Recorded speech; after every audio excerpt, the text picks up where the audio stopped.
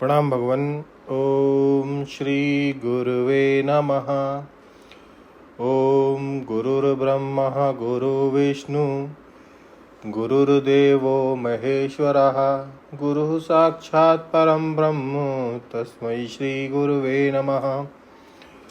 ओम शांति शांति शांति। ओम ब्रह्मज्ञान और उसकी साधना द्वारा स्वामी अखंडानंद सरस्वती जी महाराज द्वारा भगवान स्वामी जी आचार्य उपासनम की व्याख्या कर रहे थे। उसमें आया कि अर्थो अनर्थ अनर्थे क्षयात लोभम, इसका क्या अर्थ है।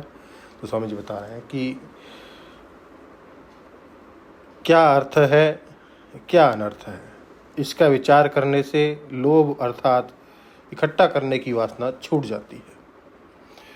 इकट्ठा करने की वासना में सबसे बड़ी बदकिस्मती यह है कि वह आदमी अपने बच्चों को अयोग्य समझता है।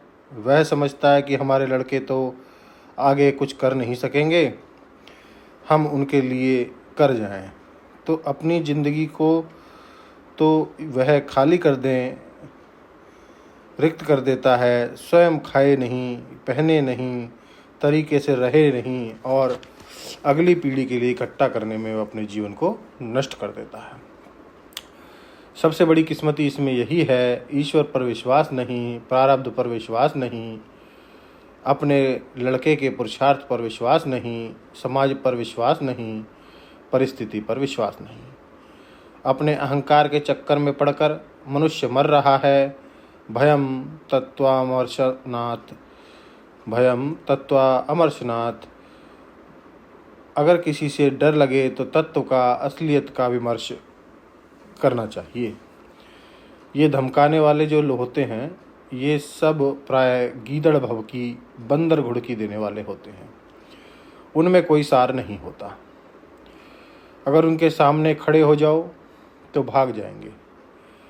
प्राय धमकाने वाले लोग लोगों की बुज़दिली से, कमजोरी से फ़ायदा उठाने वाले होते हैं। जब वे समझेंगे कि हमारा फ़ायदा नहीं होगा तो वे खुद ही भाग जाएंगे। हमने यह सब बहुत देखा है, तो डरो मत, असलियत की जांच करो तो भय मिट जाएगा। अब कहते हैं कि एक एक दोष की दवा आपको कहाँ तक बतावें। एक रामबाण दवा आपको बताते हैं।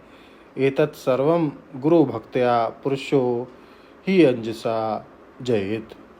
यदि मनुष्य के मन में अपने आचार्य के प्रति भक्ति होवे तो काम की दवा भी कभी वही है, क्रोध की दवा भी वही है, भय की दवा भी वही है। आचार्यो उपासनम। हम लोगों के गांव में पहले वैद्य डॉक्टर का मिलना तो बड़ा कठिन था, मुश्किल होता था। वैद्य भी 2 मील से बुलाना पड़ता और डॉक्टर तो 9-10 मील पर रहते थे। कोई इंजेक्शन लगाना पड़ा, बड़ा मुश्किल। गांव का नाई फोड़ा काट देता था, डॉक्टर के पास कौन जाए। हमारे अपने फोड़े हुए तो हमने नाई से कटवाए हैं। यहाँ तो सेप्टिक हो जाता है, गांव में कुछ नहीं हुआ, 2-3 फोड़े चिरवाए थे। हमारे बाबा का तो बहुत बड़ा फोड़ा काट कर ठीक कर दिया, इसलिए बाद में घर में लोग अमृत धारा रखने लगे।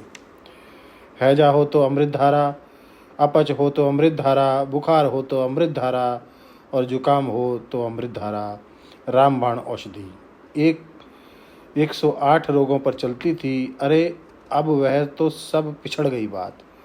तो यह जो आचार्य उपासन है, यह अमृत धारा है। तुम्हारे घर में तकलीफ हो, परिवार में तकलीफ हो, धन की तकलीफ हो, काम की तकलीफ हो, क्रोध की तकलीफ हो, लोभ की तकलीफ हो, अमृत धारा की एक खुराक लो, आचार्यो उपासनम।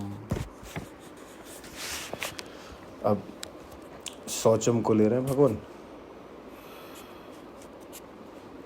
शुच धातु एक तो पवित्रता के अर्थ में है, जिससे शुचि शब्द बनता है। एक दीप्ति के अर्थ में है, प्रकाशमान। एक शुच धातु शोक के अर्थ में है, शोचती। एक शुच धातु श्रृंगार के अर्थ में है। एक शुच धातु क्लेदनम के अर्थ में है, पसीना होना। शुचि आषाढ़ है, आषाढ़ महीना को भी शुचि ही बोलते हैं। क्यों?